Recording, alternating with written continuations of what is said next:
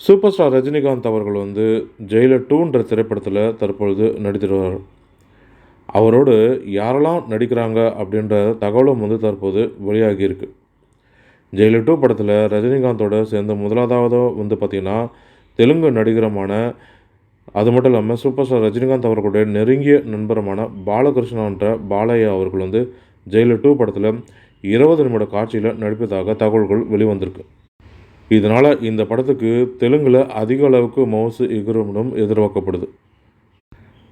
அதற்கு அடுத்தபடியாக வந்து பார்த்திங்கன்னா, சிவராஜ்குமார் அவர்கள் வந்து ஜெயிலர் படத்தில் நடித்திருந்தார். அதே போல் ஜெயிலர் 2 படத்துலையுமே வந்து அவரே வந்து தொடர்ந்து நடிக்கிறார். இதனால் கர்நாடகா மார்க்கெட்டையுமே வந்து அவங்க டார்கெட் செஞ்சுருக்காங்கன்னே வந்து சொல்லலாம்.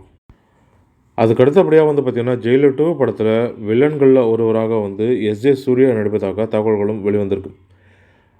அதுபோக மோகன்லால் அவர்கள் வந்து ஜெயிலர் 1 படத்தில் வந்து நடித்திருந்தார். அதற்கேற்ற போல வந்து ஜெயிலர் 2 படத்துலையுமே வந்து அதே கேரக்டரில் நடிக்கிறாரும் தகவல்கள் வெளிவந்திருக்கு. கூடவே வந்து வித்யா பாலனும் வந்து இந்த படத்தில் நடிப்பதாக தகவல்கள் வெளிவந்திருக்கு. அதற்கு அடுத்தபடியாக வந்து பார்த்திங்கன்னா, ஜெயிலர் 2 படத்தில் மலையாள நடிகரான சூரஜ் அவர்கள் வந்து நடிக்கிறாங்க.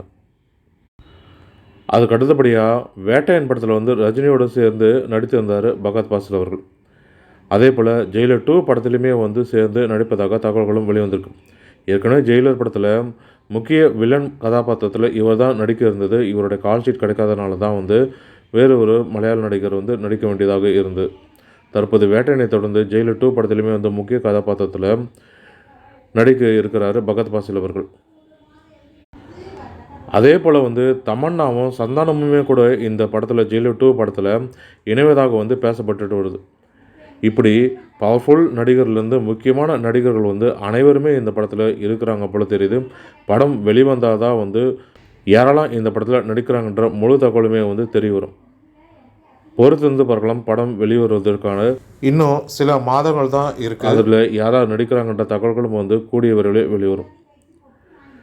மேலும் இது போன்ற தமிழ் சினிமா தொடர்பான சுவாரஸ்யமான தகவல்களுக்கு ஆரன் தமிழ் சினிமா யூடியூப் சேனலில் பார்க்கும். நன்றி, வணக்கம்.